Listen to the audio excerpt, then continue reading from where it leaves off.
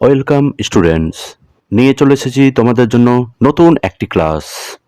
Class 12 অর্থাৎ semester 3 এর ইতিহাসের 5 নম্বর চ্যাপ্টার। এই চ্যাপ্টারের নাম আছে ঔপনিবেশিক নিয়ন্ত্রণের যন্ত্রাদি, অর্থাৎ ঔপনিবেশিক ভারতে বা ভারতবর্ষে যখন ইংরেজরা ছিল, অর্থাৎ ইংরেজদের শাসনকালে ভারতবর্ষের বিভিন্ন নিয়ন্ত্রককারী সংস্থাগুলি কী কী ছিল বা কী কী বিষয় দ্বারা ভারতবর্ষ নিয়ন্ত্রিত হতো। এই চ্যাপ্টারটি আলোচনা করতে গিয়ে আমরা দেখেছি যে ঔপনিবেশিক ভারতে শাসনতান্ত্রিক নিয়ন্ত্রকগুলি ছিল আইন ব্যবস্থা, আইনসভা, আমলাতন্ত্র, পুলিশ ব্যবস্থা, সেনাবাহিনী। অর্থাৎ ইংরেজ আমলে ভারতে কি কি আইন চালু হয়, এই আইনগুলি চালু করার পিছনে ইংরেজদের উদ্দেশ্য কি ছিল। আমলাতন্ত্র বলতে বোঝাই যে যে সমস্ত ইংরেজ কর্মচারীরা ভারত শাসন করতেন তারা কোন নীতির দ্বারা ভারত শাসন করতেন, তাদের কোনো ট্রেনিংয়ের ব্যবস্থা করা হয়েছিল নাকি, ইত্যাদি। পুলিশ ব্যবস্থা বলতে বোঝাই যে ভারতে কিভাবে পুলিশি সিস্টেম বা পুলিশি ব্যবস্থা বা থানা, দারোগা, চৌকিদার, সুপারিনটেন্ডেন্ট প্রভৃতি বিষয়গুলি কিভাবে চালু হয়, কে চালু করেন, ইত্যাদি। সেনাবাহিনী বলতে বোঝাই ব্রিটিশ আমলে ভারতের শান্তি শৃঙ্খলার দায়িত্বে তথা ভারতীয়দের যে আন্দোলনগুলি সেই আন্দোলনগুলি নিয়ন্ত্রণের দায়িত্বে কারা ছিল, সেই সেনাবাহিনী কাদের নিয়ে গঠিত ছিল। পরের টপিক আছে ব্রিটিশ ইস্ট ইন্ডিয়া কোম্পানির আমলে ভারতে কি কি ভূমি রাজস্ব ব্যবস্থা চালু হয়, অর্থাৎ কে কবে কী উদ্দেশ্যে 5 সালা বন্দোবস্ত চালু করেন, কে কবে কী উদ্দেশ্যে 1 সালা বন্দোবস্ত চালু করেন, কে কবে কী উদ্দেশ্যে 10 সালা বন্দোবস্ত চালু করেন, কে কবে কী উদ্দেশ্যে চিরস্থায়ী বন্দোবস্ত চালু করেন, কে কবে কী উদ্দেশ্যে রায়তওয়ারি বন্দোবস্ত চালু করেন, কোথায় কী উদ্দেশ্যে মহলওয়ারি বন্দোবস্ত চালু হয়, ভাইয়াচারি বন্দোবস্ত কি, ইত্যাদি বিষয়গুলি। পরের টপিক আছে ঔপনিবেশিক বাণিজ্য ব্যবস্থা, অর্থাৎ ইংরেজ আমলে ভারতের বাণিজ্যের অবস্থা কেমন ছিল। পরের টপিক আছে ভারতের রেলপথ স্থাপন, অর্থাৎ কে কবে কী উদ্দেশ্যে ভারতে রেলপথ চালু করেন।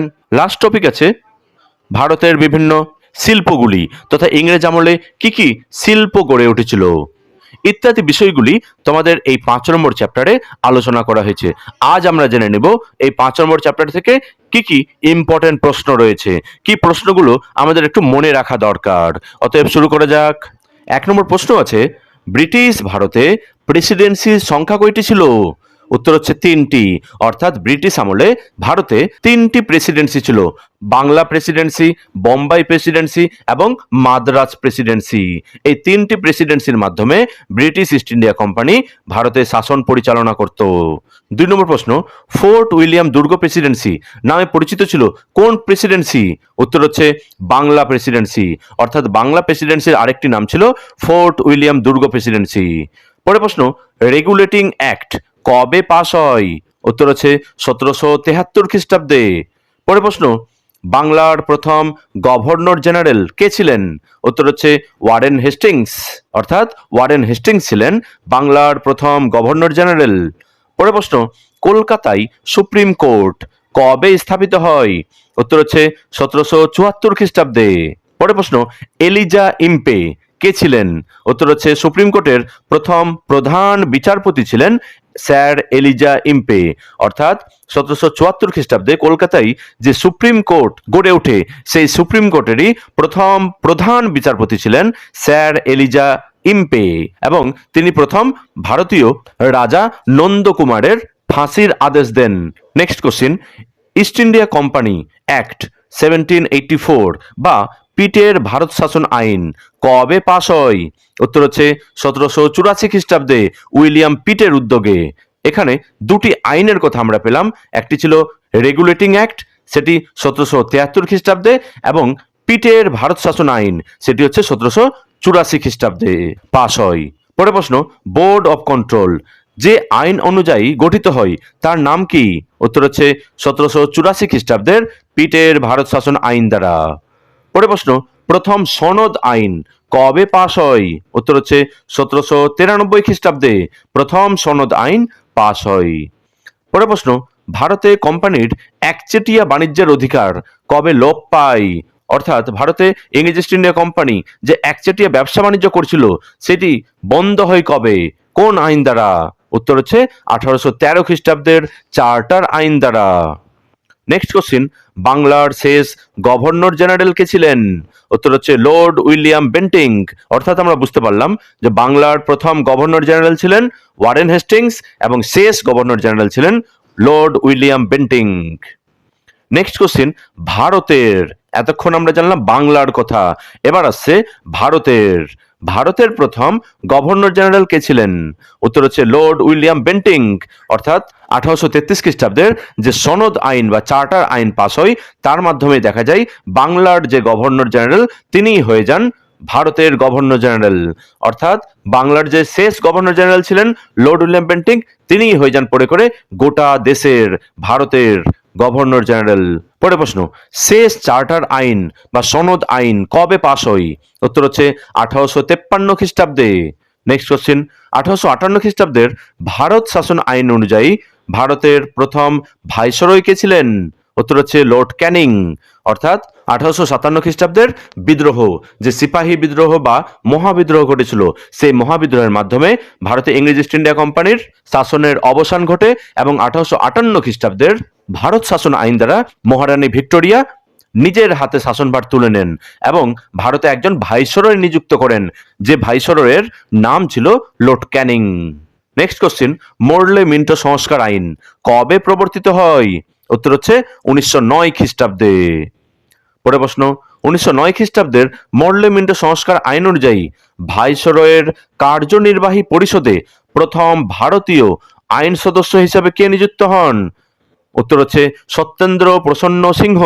অর্থাৎ তিনি ছিলেন প্রথম ভারতীয় আইন সদস্য।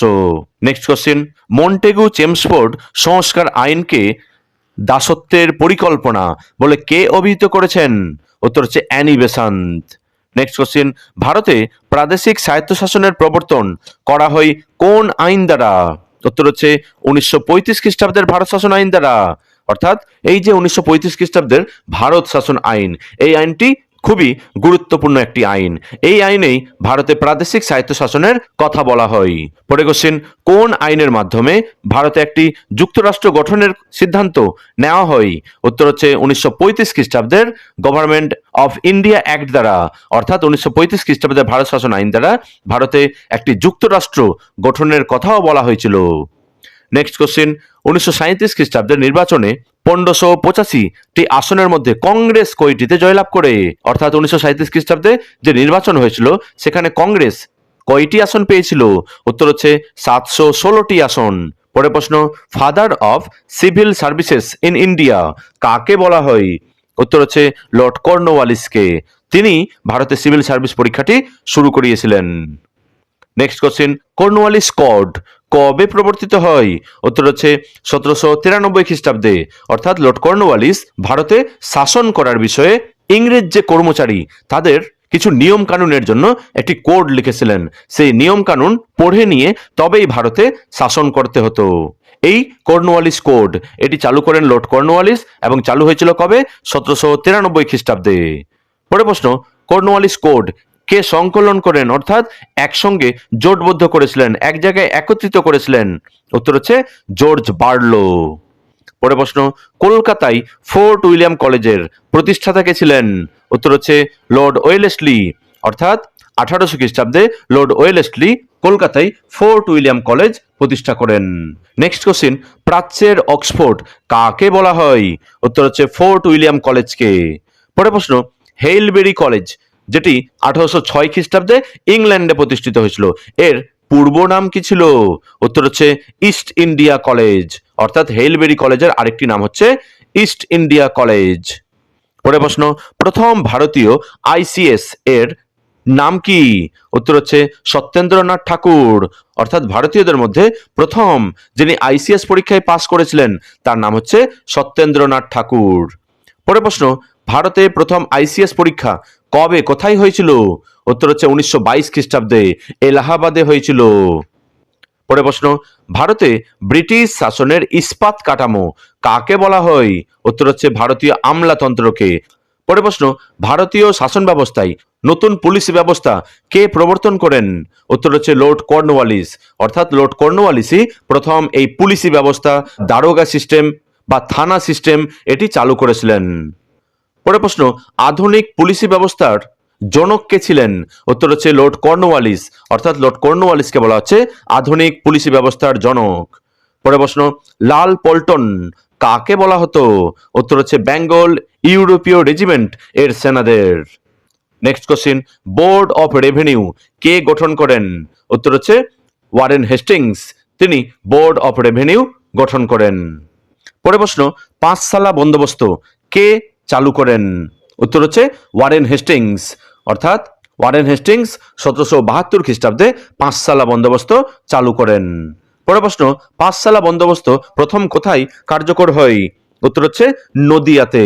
অর্থাৎ বাংলার নদিয়াতে প্রথম এই পাঁচসালা বন্দোবস্ত কার্যকর হয়। পরের প্রশ্ন, আমিনি কমিশন কবে গঠিত হয়? উত্তর হচ্ছে 1776 খ্রিস্টাব্দে আমিনি কমিশন গঠিত হয়েছিল। পরের প্রশ্ন, একসালা বন্দোবস্ত কে কবে চালু করেন? উত্তর হচ্ছে ওয়ারেন হেস্টিংস 1777 খ্রিস্টাব্দে একসালা বন্দোবস্ত চালু করেন। পরের প্রশ্ন, দোসালা বন্দোবস্ত কে চালু করেন? অর্থাৎ 10 বছরের জন্য জমিটি কৃষকদের দিয়ে দেওয়া, সেই 10 সালা বন্দোবস্ত চালু করেছিলেন লর্ড কর্নওয়ালিস 1790 খ্রিস্টাব্দে। নেক্সট কোশ্চিন, চিরস্থায়ী বন্দোবস্তের প্রবর্তক কে ছিলেন? উত্তর হচ্ছে লর্ড কর্নওয়ালিস। 1793 খ্রিস্টাব্দের 22 মার্চ বাংলা, বিহার, উড়িষ্যায় এই চিরস্থায়ী বন্দোবস্ত চালু করেন। অর্থাৎ নির্দিষ্ট পরিমাণ রাজস্ব বছরের নির্দিষ্ট দিনে দিয়ে দিলে সেই জমির মালিক সেই কৃষকই থাকবে। এই যে চিরস্থায়ী বন্দোবস্ত, অর্থাৎ চিরকাল সেই জমির মালিক হবে সেই কৃষক, এই ব্যবস্থা চালু করেছিলেন লর্ড কর্নওয়ালিস। তিনি এই ব্যবস্থা চালু করেছিলেন কবে? 1793 খ্রিস্টাব্দে। কোথায়? ভারতের বাংলা, বিহার, উড়িষ্যা, অর্থাৎ এই যে বাংলা প্রেসিডেন্সি ছিল সেখানেই এই ব্যবস্থাটি চালু করেছিলেন। অর্থাৎ তখনকার দিনের এই যে বাংলা ছিল সেই বাংলা, বিহার, উড়িষ্যা এখানে এই ব্যবস্থাটি চালু করেছিলেন। পরের প্রশ্ন, চিরস্থায়ী বন্দোবস্তের প্রথম উদ্ভাবক বা প্রস্তাবক কে ছিলেন? উত্তর হচ্ছে আলেকজান্ডার ডাউ। তিনি এই চিরস্থায়ী বন্দোবস্তের প্রথম প্রস্তাব করেছিলেন। পরের প্রশ্ন, সূর্যাস্ত আইনটি জড়িত কিসের সাথে? উত্তর হচ্ছে চিরস্থায়ী বন্দোবস্তের সাথে এই সূর্যাস্ত আইনটি জড়িত। অর্থাৎ সূর্য অস্ত যাওয়ার আগে বছরের নির্দিষ্ট দিনে যদি রাজস্ব দিয়ে দিতে পারে তবে সেই জমির মালিক সেই জমিদারি থাকবে। পরের প্রশ্ন, পত্তনি প্রথা প্রচলিত হয় কোন ভূমি রাজস্ব ব্যবস্থায়? উত্তর হচ্ছে চিরস্থায়ী বন্দোবস্ত। অর্থাৎ চিরস্থায়ী বন্দোবস্তে দেখা যেত জমিটি যারা লিজ নিতেন বা নিলামের মাধ্যমে, ডাকের মাধ্যমে জমিটি যে জমিদার লিজে নিতেন তিনি নিচে সেই এলাকায় না থেকে দূরবর্তী কোনো জায়গা থেকে বিষয়টি নিয়ন্ত্রণ করতেন এবং সেখানে একজন পত্তনি বা পত্তনিদারকে রেখে দিতেন, অন্য একজনকে নিয়োগ করতেন যাকে বলা হতো পত্তনি বা পত্তনিদার। অর্থাৎ এই পত্তনিদার বা পত্তনি ব্যবস্থাটি ছিল চিরস্থায়ী বন্দোবস্তের সঙ্গে সম্পর্কিত। পরের প্রশ্ন, পত্তনি প্রথার প্রবর্তক কে ছিলেন? উত্তর হচ্ছে তেজচন্দ্র। এই তেজচন্দ্রই ছিলেন পত্তনি প্রথার প্রবর্তক। পরের প্রশ্ন, রায়তওয়াড়ি বন্দোবস্ত প্রথম কোথায় চালু হয়? উত্তর হচ্ছে মাদ্রাজে। পরের প্রশ্ন, রায়তওয়াড়ি বন্দোবস্তের জনক কাকে বলা হয়? উত্তর হচ্ছে টমাস মনরো। অর্থাৎ টমাস মনেরো 1822 খ্রিস্টাব্দে এই রায়তওয়াড়ি বন্দোবস্ত চালু করেছিলেন মাদ্রাজে। পরের প্রশ্ন, মহলবাড়ি বন্দোবস্ত চালু হয় কার সুপারিশ অনুসারে? উত্তর হচ্ছে হোল্ট ম্যাকেঞ্জির সুপারিশ অনুসারে। পরের প্রশ্ন, ভাইয়াচারি বন্দোবস্ত কোথায় চালু হয়? উত্তর হচ্ছে পাঞ্জাবে। অর্থাৎ পাঞ্জাবে যে বন্দোবস্তটি চালু ছিল সেটি হচ্ছে ভাইয়াচারি বন্দোবস্ত। পরের প্রশ্ন, রবিনসন ক্রুসো গ্রন্থের রচয়িতা কে? উত্তর হচ্ছে Daniel Defoe. Next question, the economic history of India গ্রন্থের রচয়িতা কে? উত্তর হচ্ছে রমেশচন্দ্র দত্ত। অর্থাৎ রমেশচন্দ্র দত্ত এই বিখ্যাত গ্রন্থটি রচনা করেছিলেন। পরের প্রশ্ন, লবণ প্রস্তুতকারকদের কি বলা হতো? উত্তর হচ্ছে মলুঙ্গি। মলুঙ্গি বলা হতো। পরের প্রশ্ন, পলাশী পরবর্তী সময়কালকে প্রকাশ্য ও নির্লজ্জ লুণ্ঠনের যুগ, age of open and unashamed plunder হিসেবে কে চিহ্নিত করেছেন? উত্তর হচ্ছে পার্সিভাল স্পিয়ার। অর্থাৎ ঐতিহাসিক পার্সিভাল স্পিয়ার পলাশীর পরবর্তী যুগকে বলেছেন প্রকাশ্য ও নির্লজ্জ লুণ্ঠনের যুগ। পরের প্রশ্ন, সম্পদের নিষ্কাশন তত্ত্ব কে প্রচার করেন? উত্তর হচ্ছে দাদাভাই নওরোজি। পরের প্রশ্ন, poverty and unBritish rule in India কে রচনা করেন? উত্তর হচ্ছে দাদাভাই নৌরোজি। অর্থাৎ দাদাভাই নৌরোজির বিখ্যাত গ্রন্থের নাম হচ্ছে poverty and unBritish rule in India. পরের প্রশ্ন, অবশিল্পায়নের আক্ষরিক অর্থ কি? অর্থাৎ অবশিল্পায়নের অর্থ কি, মানে কি? উত্তর হচ্ছে শিল্পের অবনমন বা অধোগতি, অর্থাৎ শিল্পের ধ্বংস সাধন হচ্ছে অবশিল্পায়ন। পরের প্রশ্ন, ভারতীয় রেলপথের জনক কাকে বলা হয়? উত্তর হচ্ছে লর্ড ডালহৌসি। যেহেতু লর্ড ডালহৌসির মাধ্যমেই ভারতের রেলপথের সূচনা হয়, তাই লর্ড ডালহৌসিকে বলা হয় ভারতীয় রেলপথের জনক। পরের প্রশ্ন, ভারতে প্রথম রেল যোগাযোগের সূচনা কবে কোথায় হয়? উত্তর হচ্ছে 1853 খ্রিস্টাব্দে বোম্বাই থেকে থানে পর্যন্ত ভারতে প্রথম এই রেল ব্যবস্থার সূচনা হয়। পরের প্রশ্ন, ভারতে দ্বিতীয় রেলপথ কবে কোথায় চালু হয়? উত্তর হচ্ছে 1854 খ্রিস্টাব্দে হাওড়া থেকে হুগলি পর্যন্ত এই রেলপথ ছিল ভারতের দ্বিতীয় রেলপথ। পরের প্রশ্ন, গ্যারান্টি ব্যবস্থা কোন বিষয়ের সঙ্গে যুক্ত? উত্তর হচ্ছে রেলপথের প্রসারের সঙ্গে যুক্ত। অর্থাৎ ভারতের রেলপথ প্রসারের সময় গ্যারান্টি প্রথা এর ব্যবস্থা করা হয়। পরের প্রশ্ন, অ্যাকওয়ার্থ কমিটি কবে কেন গঠিত হয়? উত্তর হচ্ছে রেল ব্যবস্থার সম্প্রসারণের জন্য 1920 খ্রিস্টাব্দে এই অ্যাকওয়ার্থ কমিটি গঠন করা হয়। অর্থাৎ একটি যদি প্রশ্ন আছে যে অ্যাকওয়ার্থ কমিটি কিসের সঙ্গে যুক্ত, তোমাদের লিখতে হবে রেল ব্যবস্থার সম্প্রসারণের সঙ্গে যুক্ত। পরের প্রশ্ন, বাংলার ডান্ডি কাকে বলা হতো? উত্তর হচ্ছে হুগলি নদীর তীরবর্তী অঞ্চলকে বলা হতো বাংলার ডান্ডি। পরের প্রশ্ন, ভারতে প্রথম পাটকল কোথায় স্থাপিত হয়? উত্তর হচ্ছে রিসরাই বা হুগলিতে প্রথম এই পাটকল চালু হয় এবং এটি হয়েছিল জর্জ অকল্যান্ড এর উদ্যোগে। পরের প্রশ্ন, ভারতের প্রথম চা কোম্পানি কবে গঠিত হয়? উত্তর হচ্ছে 1823 খ্রিস্টাব্দে। অর্থাৎ 1823 খ্রিস্টাব্দে ভারতে প্রথম চা কোম্পানি গঠিত হয়। পরের প্রশ্ন, ভারতের কোন শহরকে গ্লাস সিটি অফ ইন্ডিয়া বলা হয়? উত্তর হচ্ছে ফিরোজাবাদকে। নেক্সট কোশ্চিন, ভারতে প্রথম কয়লা খনি কোথায় আবিষ্কৃত হয়? উত্তর হচ্ছে রানীগঞ্জে। অর্থাৎ বাংলার রানীগঞ্জে প্রথম কয়লা খনি আবিষ্কৃত হয়।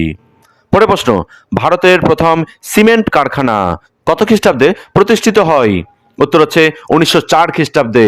অর্থাৎ ভারতে প্রথম সিমেন্ট কারখানা গড়ে উঠেছিল 1904 খ্রিস্টাব্দে এবং এটি গড়ে উঠেছিল মাদ্রাজে। পরের প্রশ্ন, কত খ্রিস্টাব্দে এমপ্রেস মিল নামকরণ হয়? উত্তর হচ্ছে 1877 খ্রিস্টাব্দে। পরের প্রশ্ন, বঙ্গলক্ষ্মী কটন মিলস কত খ্রিস্টাব্দে গড়ে ওঠে? উত্তর হচ্ছে 1906 খ্রিস্টাব্দে। Next question, tata iron and steel company কবে প্রতিষ্ঠিত হয়? উত্তর হচ্ছে 1907 খ্রিস্টাব্দের 26শে আগস্ট। অর্থাৎ 1907 খ্রিস্টাব্দে জামশেদজি টাটার মাধ্যমে এই tata iron and steel company প্রতিষ্ঠিত হয়। পরের প্রশ্ন, the associated cement companies limited অর্থাৎ এসিসি কবে প্রতিষ্ঠিত হয়? উত্তর হচ্ছে 1936 খ্রিস্টাব্দে। অর্থাৎ এখন আমরা বর্তমানে যে সিমেন্টটি দেখতে পাই এসিসি, সেই এসিসি সিমেন্ট কোম্পানি গড়ে ওঠে 1936 খ্রিস্টাব্দে। পরের প্রশ্ন, Bengal chemical and pharmaceutical works প্রতিষ্ঠিত হয় কত খ্রিস্টাব্দে? উত্তর হচ্ছে 1901 খ্রিস্টাব্দে এবং এটি প্রতিষ্ঠা করেছিলেন আচার্য প্রফুল্লচন্দ্র রায়। নেক্সট কোশ্চিন, ভারতে আধুনিক শিল্প প্রচেষ্টার পথ প্রদর্শক কাকে বলা হয়? উত্তর হচ্ছে দ্বারকানাথ ঠাকুরকে। অর্থাৎ তিনি প্রথমে এগিয়েছিলেন এবং আধুনিক শিল্প প্রচেষ্টার উদ্যোগ নিয়েছিলেন দ্বারকানাথ ঠাকুর। পরের প্রশ্ন, 1916 খ্রিস্টাব্দে কার নেতৃত্বে শিল্প কমিশন গঠিত হয়? উত্তর হচ্ছে sir Thomas Holland. Sir Thomas হল্যান্ডের নেতৃত্বে 1916 খ্রিস্টাব্দে শিল্প কমিশন গঠিত হয়। পরের প্রশ্ন, আহমেদাবাদ টেক্সটাইল লেবার অ্যাসোসিয়েশন কত খ্রিস্টাব্দে গড়ে ওঠে? উত্তর হচ্ছে 1918 খ্রিস্টাব্দে। নেক্সট কোশ্চিন, নিখিল ভারত ট্রেড ইউনিয়ন কংগ্রেস কবে প্রতিষ্ঠিত হয়? উত্তর হচ্ছে 1920 খ্রিস্টাব্দে।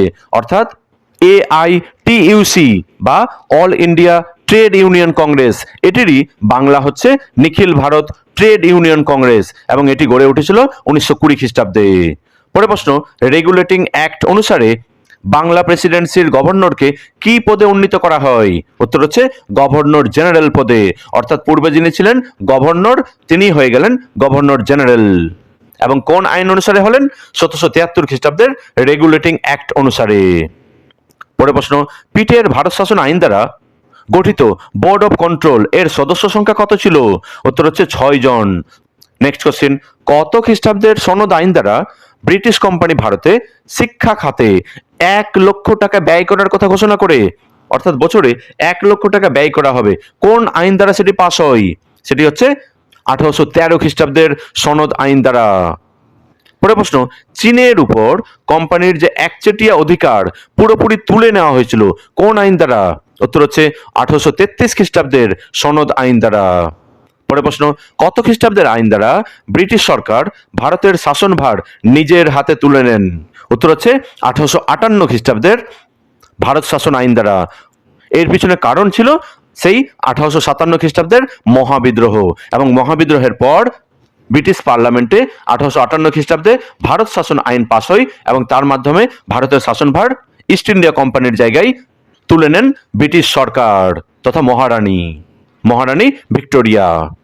পরের প্রশ্ন, রাওলাট কমিটির অপর নাম কি ছিল? উত্তর হচ্ছে সিডিসন কমিটি। পরের প্রশ্ন, সিভিল সার্ভিস পরীক্ষার্থীদের বয়স 21 থেকে কমিয়ে 19 বছর কে করেছিলেন? উত্তর হচ্ছে লর্ড লিটন। অর্থাৎ পূর্বে যে সিভিল সার্ভিস পরীক্ষায় বসার বয়স ছিল 21 বছর, সেটিকে কমিয়ে নিয়ে আসা হয়েছিল 19 বছরে, এবং এটি করেছিলেন কে? লর্ড লিটন। নেক্সট কোশ্চিন, ভারতীয় সেনারা ব্রিটিশ আমলে কি নামে পরিচিত ছিল? উত্তর হচ্ছে সিপাহী নামে। পরের প্রশ্ন, ভ্রাম্যমাণ কমিটি কে গঠন করেন? উত্তর হচ্ছে ওয়ারেন হেস্টিংস। অর্থাৎ ওয়ারেন হেস্টিংস এই ভ্রাম্যমাণ কমিটি গঠন করেন। পরের প্রশ্ন, পাঁচসালা বন্দোবস্ত এর অপর নাম কি ছিল? উত্তর হচ্ছে ইজারাদারি ব্যবস্থা। অর্থাৎ পাঁচসালা বন্দোবস্তেরই অপর নাম হচ্ছে ইজারাদারি ব্যবস্থা। পরের প্রশ্ন, কোন বন্দোবস্ত প্রবর্তনকে কেন্দ্র করে সোর গ্র্যান্ড বিতর্ক হয়েছিল? উত্তর হচ্ছে চিরস্থায়ী বন্দোবস্তকে কেন্দ্র করে। অর্থাৎ সোর গ্র্যান্ড বিতর্কটি হচ্ছে চিরস্থায়ী বন্দোবস্তের সঙ্গে সম্পর্কিত। পরের প্রশ্ন, কত খ্রিস্টাব্দে দাক্ষিণাত্যে কৃষক বিদ্রোহ সংগঠিত হয়? উত্তর হচ্ছে 1875 খ্রিস্টাব্দে। পরের প্রশ্ন, মহলওয়ারি বন্দোবস্ত চালু হয় কত খ্রিস্টাব্দে এবং কোন রেজুলেশন দ্বারা? উত্তর হচ্ছে 1822 খ্রিস্টাব্দে সপ্তম রেজুলেশন দ্বারা, এবং এটি চালু হয়েছিল বোম্বাই প্রেসিডেন্সি এবং উত্তর পশ্চিম ভারতে। পরের প্রশ্ন, কোন কোম্পানি ভারতে প্রথম রেল যোগাযোগের সূচনা করে? অর্থাৎ ভারতে যে রেলপথ প্রবর্তিত হয় 1853 খ্রিস্টাব্দে, সেই রেলপথ তৈরি করেছিল কোন কোম্পানি? উত্তর হচ্ছে great Indian peninsula railway company. এই কোম্পানিকেই প্রথম দায়িত্ব দেওয়া হয় এবং এই কোম্পানিটি ভারতে প্রথম রেলপথ তৈরি করে। নেক্সট কোশ্চিন, 1853 খ্রিস্টাব্দে প্রথম যে রেলপথ ভারতে প্রবর্তিত হয় সেই রেলপথের দৈর্ঘ্য কত ছিল? উত্তর হচ্ছে 21 মাইল। অর্থাৎ 1853 খ্রিস্টাব্দে বোম্বাই থেকে থানে পর্যন্ত যে রেলপথ তৈরি হয় তার দৈর্ঘ্য ছিল 21 মাইল। পরের প্রশ্ন, রেলওয়ে বোর্ড কবে গঠিত হয়? উত্তর হচ্ছে 1905 খ্রিস্টাব্দে। পরের প্রশ্ন, ভারতের প্রথম চিনি কল কোথায় স্থাপিত হয়? উত্তর হচ্ছে প্রতাপপুরে। অর্থাৎ ভারতের প্রতাপপুরে প্রথম চিনি তৈরির কারখানা গড়ে ওঠে। আমাদের লাস্ট প্রশ্ন অর্থাৎ 92 নম্বর প্রশ্ন, মজদুর মহাজন সংঘ কার নেতৃত্বে প্রতিষ্ঠিত হয়েছিল? উত্তর হচ্ছে মহাত্মা গান্ধীর নেতৃত্বে। তার মানে আমরা বুঝতে পারলাম যে মহাত্মা গান্ধীর নেতৃত্বে মজদুর মহাজন সংঘ গড়ে ওঠে। এই গেল তোমাদের 5 নম্বর চ্যাপ্টারের কিছু গুরুত্বপূর্ণ প্রশ্ন উত্তর। 2-3 বার এই ভিডিওটি দেখলেই খুব সহজেই উত্তরগুলি মনে থাকবে আশা করি। Thank you for watching.